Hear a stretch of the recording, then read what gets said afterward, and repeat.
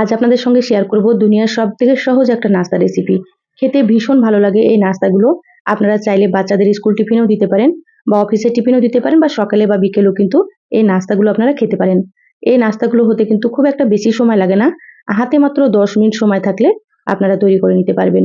তো অবশ্যই স্কিপ করবেন না, পুরো রেসিপিটা দেখে নেবেন। আসসালামু আলাইকুম, সবাই কেমন আছেন?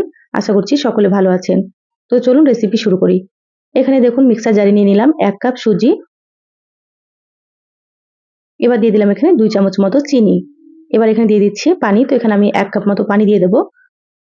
প্রথমে হাফ কাপ পানি দিয়ে একটু ব্লেন্ড করে নিয়ে আবারও হাফ কাপ পানি দিয়ে সুন্দর করে মিহি করে ব্লেন্ড করে নিচ্ছি। তারপরে আপনাদেরকে আমি দেখাচ্ছি। একেবারে মিহি করে একটু ব্লেন্ড করে নিতে হবে, তাহলে রেসিপিটা খুব সুন্দর হবে।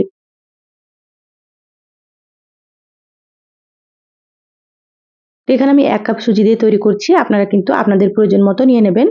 দেখুন সুন্দর করে মিহি করে ব্লেন্ড করে নিয়েছি।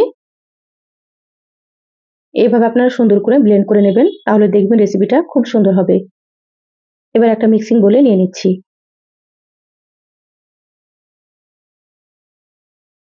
সম্পূর্ণটা ঢেলে নিলাম। এবার মিক্সার জারটা ধুয়ে আবার একটু পানি দিয়ে দিলাম।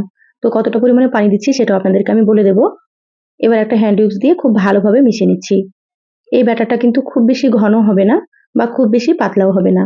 মিডিয়াম করে তৈরি করে নিতে হবে। তো দেখুন আমি কিভাবে করে নিচ্ছি, তাহলে আপনারা কিন্তু বুঝতে পারবেন। দেখুন পানিটাকে খুব ভালোভাবে মিশিয়ে নিয়েছি। এবার আমি এখানে দিয়ে দিচ্ছি 1 চামচ মতো বেকিং পাউডার আর দিয়ে দিচ্ছি স্বাদ মতো একটু লবণ। লবণ দিলে কিন্তু খেতে ভালো লাগবে। তো এখানে অবশ্যই কিন্তু একটু লবণ দিতে হবে। এখানে আমি 1 চামচ বেকিং পাউডার দিয়ে দিলাম। বেকিং পাউডার দেওয়ার কারণে কিন্তু নাস্তাগুলো অনেক বেশি নরম হবে আর সুন্দর মতো ফুলবে। তো অবশ্যই আপনারা একটু দিয়ে দেবেন। এবার সমস্ত আবারও সুন্দর করে একটু মিশিয়ে নেব। এই নাস্তাগুলো তৈরি করা কিন্তু একেবারে সহজ। একটা ছোট বাচ্চাও কিন্তু এটা তৈরি করে নিতে পারবে। আর আপনাদেরকে সহজভাবে দেখানোর চেষ্টা করছি। হাতে সময় কম থাকলে কিন্তু আপনারা এই নাস্তাটা তৈরি করে নেবেন। দেখুন সুন্দর করে মিশিয়ে নিয়েছি। এবার আমি আপনাদেরকে ব্যাটারটা দেখাচ্ছি কিভাবে তৈরি করে নেবেন। দেখুন একটা চামচ দিয়ে দেখিয়ে দিচ্ছি। খুব বেশি পাতলাও না বা খুব বেশি ঘনও না। ব্যাটারটাকে এইভাবে করে রেডি করে নিতে হবে। এবার আমি সঙ্গে সঙ্গে নাস্তাগুলো তৈরি করে নেব।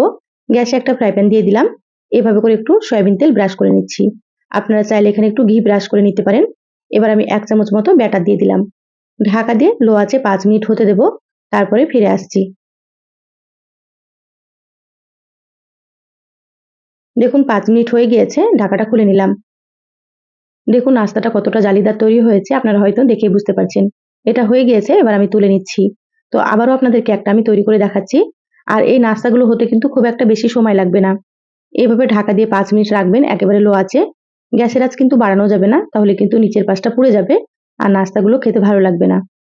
আবারও 1 চামচ ব্যাটার দিয়ে দিলাম। ঢাকা দিয়ে দিচ্ছি 5 মিনিটের জন্য। চুলার আঁচ কিন্তু একেবারে লোতে রাখতে হবে। দেখুন 5 মিনিট হয়ে গিয়েছে, ঢাকা খুলে নিয়েছি। আর কতটা সুন্দর হয়েছে আপনারা হয়তো দেখেই বুঝতে পারছেন। তো আপনারা খুব সহজে ঝটপট এগুলো বানিয়ে নিতে পারবেন। নিচের পাশটাও দেখুন কতটা সুন্দর হয়েছে। সবগুলো তৈরি করে তারপরে আপনাদেরকে দেখাচ্ছি। দেখুন সবগুলো আমি রেডি করে নিয়েছি। আর দেখতে কতটা লোভনীয় হয়েছে আপনারা হয়তো বুঝতেই পারছেন।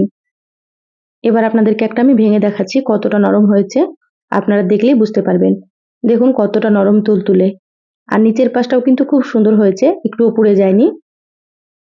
এই নাস্তাগুলো আপনারা গুড় দিয়ে বা চিনি দিয়েও খেতে পারেন বা চাইলে আপনারা যেকোনো তরকারির সঙ্গেও খেতে পারেন। মাছ বা যেকোনো সবজি খেতে কিন্তু খুব ভালো লাগে। তো ঝটপট আপনারা একবার বানিয়ে খেয়ে দেখবেন। তো রেসিপিটা কেমন লাগলো চ্যানেলের কমেন্ট বক্সে জানাবেন। আর ভালো লাগলে চ্যানেলটা সাবস্ক্রাইব করে দেবেন। ফেসবুক পেজ থেকে ভিডিওটি দেখলে অবশ্যই কিন্তু পেজটা ফলো করে রাখবেন। সবাই ভালো থাকবেন, সুস্থ থাকবেন। ধন্যবাদ সবাইকে। আল্লাহ হাফেজ।